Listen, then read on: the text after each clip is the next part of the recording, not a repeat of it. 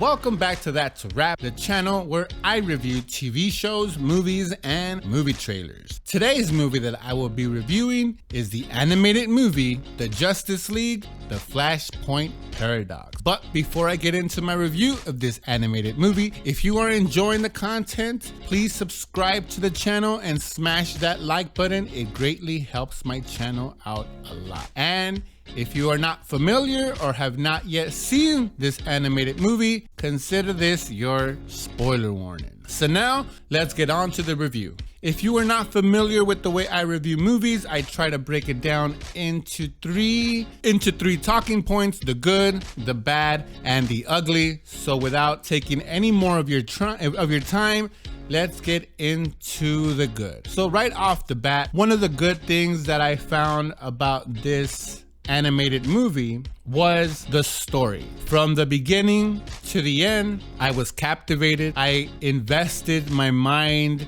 into following the story. It was really well written. It was really well thought out. I enjoyed the way they progressed it from there was no lull in this, but obviously from the beginning, taking us on a path to understand being a standalone movie as far as an animated movie is concerned. I thought it was very well done. Now, this is an adaptation of the comic book based on this story, and I thought they gave this movie but besides going down that road, if I didn't know the source material and I was just enjoying this for a pure animated movie, the story was top notch. My hat's off to everyone that put this together. Another aspect of this movie that I thought was good was the act. For an animated movie, the way the pacing of it was, and the action with the way there was. Yes, there was little lulls and gaps in it, but the action in this thing was amazing. From having some of your good characters die, characters that you are familiar with from the comic books or even from live action movies, the way that they incorporated the action scenes into the art form of storytelling, which was my first point, was so brilliantly done. Again, I can't talk any more higher about the story and the action in this movie. Another thing I enjoyed, obviously from the title, it's called The Flashpoint Paradox, so you would assume that it was based on The Flash, which it is. And actually, I think this is, if the Flash movie is going to come to fruition or to light, they've already done a little bit of this storyline in the TV series, but also the movie is thinking about or is going to adapt this storyline also, which is going to incorporate different timelines, different Batmans, different Aquamans, different Wonder Womans, etc. And I enjoyed that aspect of this, knowing that we're so familiar with the Supermans and the Batmans and the Aquamans, the same way that a lot of us enjoyed the Snyder Cut that almost made Flash and Cyborg the two most important characters, in that story. Not Wonder Woman, not Batman, not Aquaman, and not Superman. It's always enjoyable when they add one of these different characters in the DC world and make them the focus, and then the surrounding, mega stars, if you will, play a secondary role. Maybe that's why it made the story and the action so awesome, is because we were following Barry Allen in his story. And I completely enjoyed, and the fact that they stuck with that. It's really easy when you're writing for DC or drawing for DC to get caught up in the names that we know, but this movie was so focused in staying true and staying really on point with what the Flash's journey was. Again, I completely enjoyed that aspect. The last point I have on the good is the voicing of the character.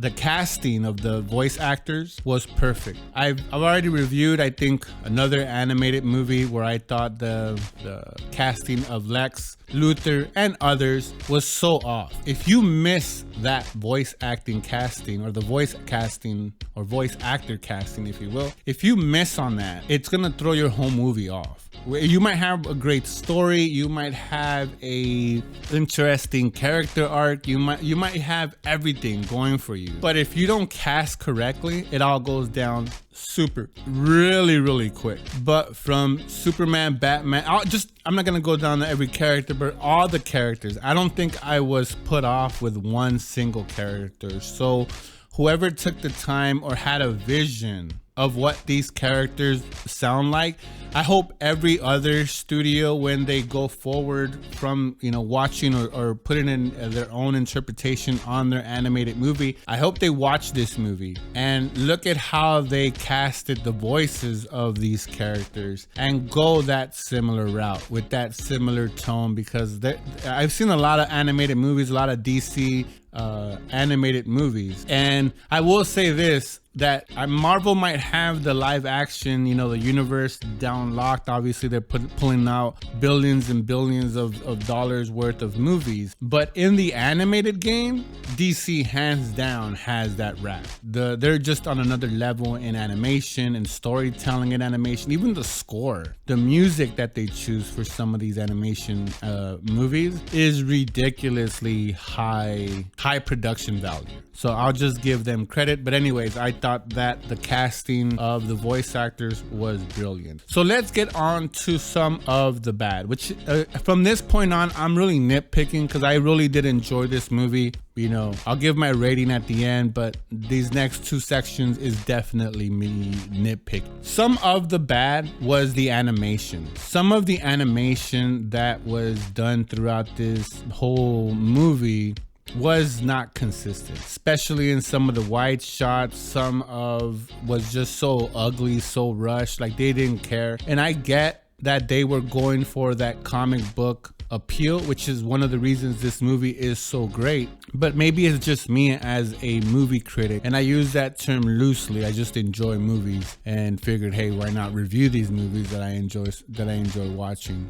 But I definitely respect the fact that they are trying to do it like the comic book, which again, that's probably why this movie is so enjoyable. But some of them, and I get, again, some comics, when you read them, they go really lazy because it's really hard at some scales when you go down too much to draw eyes or draw details. It's really hard to do that. But in some of the scenes, it's literally blank faces. It's literally like 3 fingers. It's literally no detail, at least even an attempt to do a detail. It's like if I gave my kids, hey, draw this person and you know, draw Superman and try to do him, it's literally as basic as it could get. When it was close up and when we had a story involved, the animation was good, was great. But again, some of the secondary shots, some of the more far away shots, and again, I get it, but some of them was really lazy, really rushed, it seemed. But for the overall, it still worked.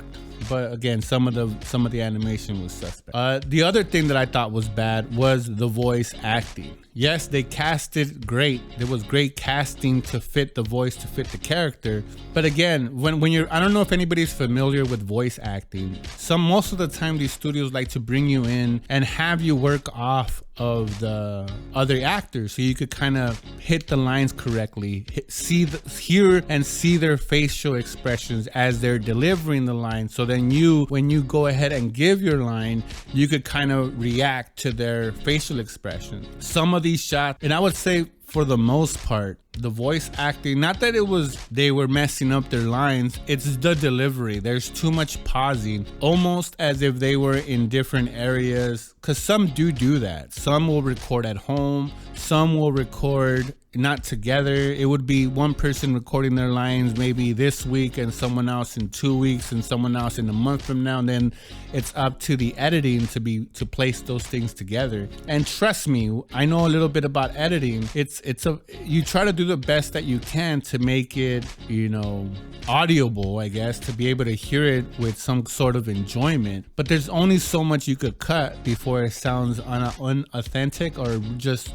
not real, and you cut things that maybe shouldn't be, but there was a lot of pausing. There was a lot of gaps in the waiting time. Like, even if it was a dramatic scene, you would think there was a quicker, like, hey, you know, the world's going down. Oh no, kind of like that pacing, but it wasn't. It was like, oh, the world's about to end. Pause. Oh yeah, we got to do this. Pause. Oh, and we got to do that. Pause. So that's the part that was really noticeable throughout this movie, was the voice acting. Again, I'm not familiar with the process that this movie took, but you could definitely, if you pay attention to it, you could definitely hear that for yourselves. So let's get on to the ugly. So the ugly in this, and I'm only have one. I had two. I had the animation, but I think I'm gonna leave that for the in just the bad, because I went to the ugly in it anyways. I already said that some of the shots were just so poorly drawn, so we'll let you know what, we'll just leave that up there in the bad, because it's still, the movie is super enjoyable.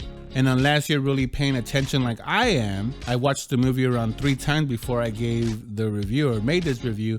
After the second and third time, other things tend to stand out to you. When I first watched it, yes, I did notice it, but not to the extent that I noticed it after the second and third watching. And most people aren't going to watch this multiple times. They're only going to watch it one time. So let's just stick to the one thing that I thought was ugly, and it's really just my own perspective, my own view. I know this was pretty much needed to be as far as the storytelling of it, but I never want to see a skinny Superman ever again in my life. Seeing Superman, and again, yes, I'm familiar with the comic books, and yes, I've seen it years ago, or damn, probably a decade ago now. The skinny Superman, but it's still not a visual. It still takes you out of the character, like, wow, and he has such a big head, but he was super skinny. If you're familiar with the story or this movie or even the comic book run, obviously in this universe,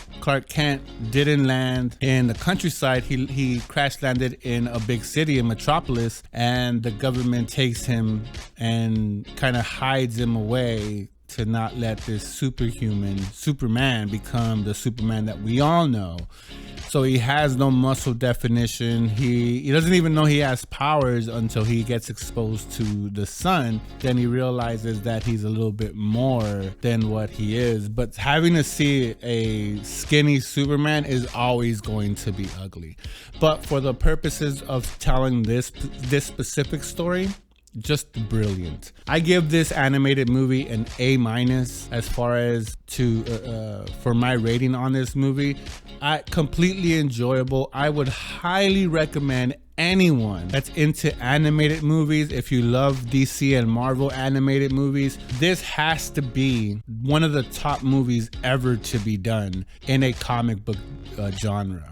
Maybe I'm wrong. I've watched a lot of them, and not one of them has come close to the story, to captivating me, to taking a physical reaction to some of the scenes. Again, when you see Aquaman die, when you see the world blowing up and Wonder Woman dying, Batman dying, all these things happening.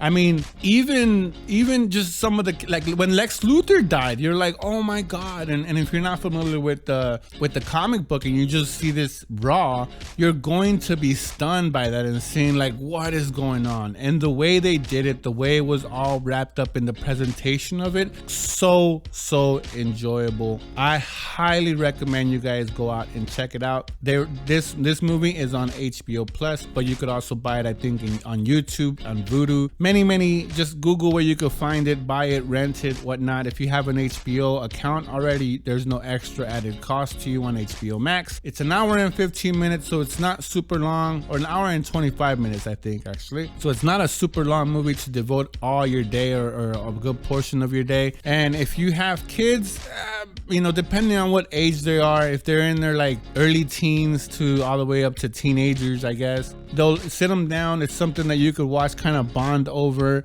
and enjoy some of these characters in a different light, in a different story that you're not familiar. So anyways, that's my thoughts on this movie. I would love to hear your thoughts about this movie. What did you think of it? Did you think the praise that I'm giving this movie is well warranted, or did you find more flaws that I missed? Let me know your thoughts down in the comments, and like always, that's a wrap.